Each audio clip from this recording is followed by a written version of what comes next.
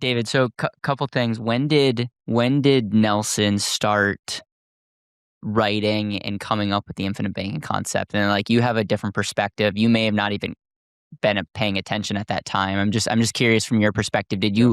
you like read the book when it first came out? Did you go to any of the seminars, or is this like late, way after? You know, Yeah. Well, Nelson had a series of issues that he talks about in the book. Okay. He had the quad bypass. Um, his brother, who he worshipped, dropped dead from a heart attack at, I think he was 58, something like that. His first granddaughter, my daughter, was born in Hawaii, and in 5 weeks after that, she was diagnosed with neuroblastoma,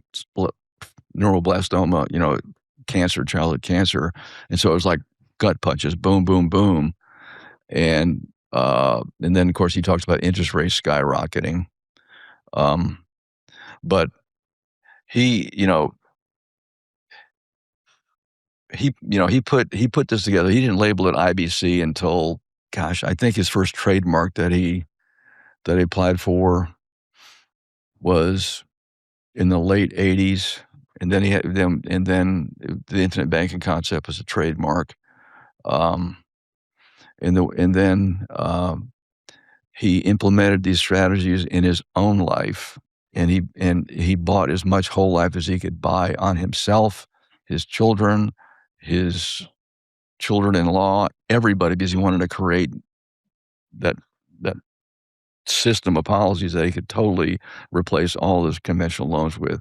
And then and then he started teaching his clients, his captive clients, this is how I'm doing it. So and I witnessed that because I was at that time, we were down at Fort Rucker down in South Alabama, and he came down to deliver a policy to somebody who lived in Ozark, which is right outside the main gate of Fort Rucker, and I went with him to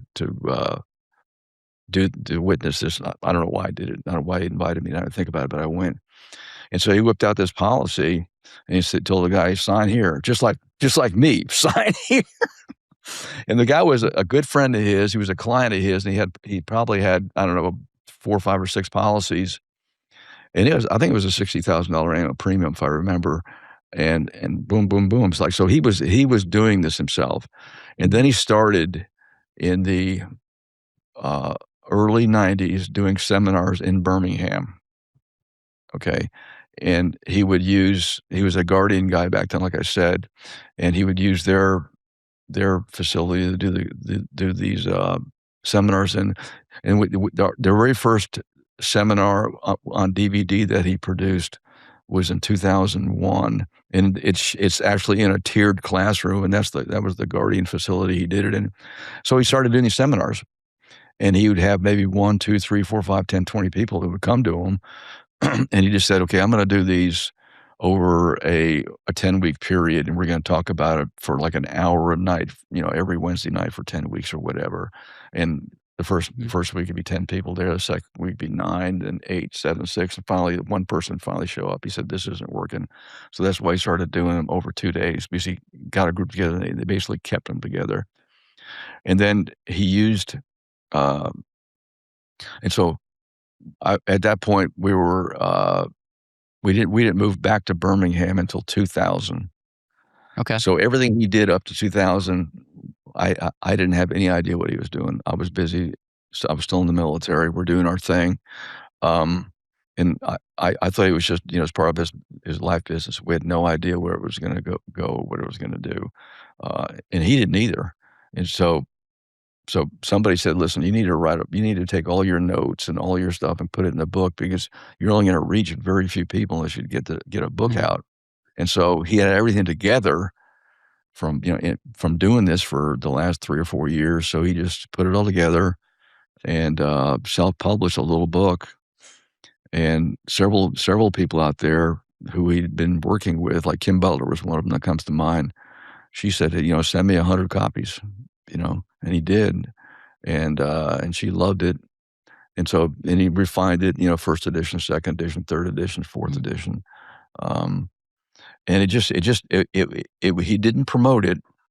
Okay, it was just word of mouth, and IBC just took off. It really did, and he hired a guy to put together a website for him, and he's working with another couple of people when I showed up, and they produced the audio CDs, and they produced the first DVD set, um, and Nelson asked me to work with him in 2001, and that's when 9/11 hit, right?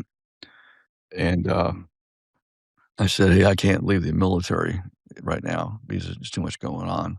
And so I finally retired in 2004, and I work with him full time.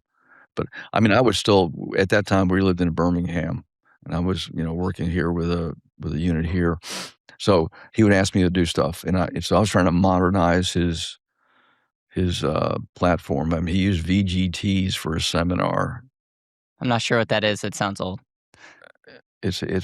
When you went to math class in high school, your teacher had an overhead view thing, and she had a clear acetate thing, and she'd write on it with a magic marker and throw it on that thing, and it would project it up on the screen. That's a VGT. He had those for his seminar, and he had a box of them.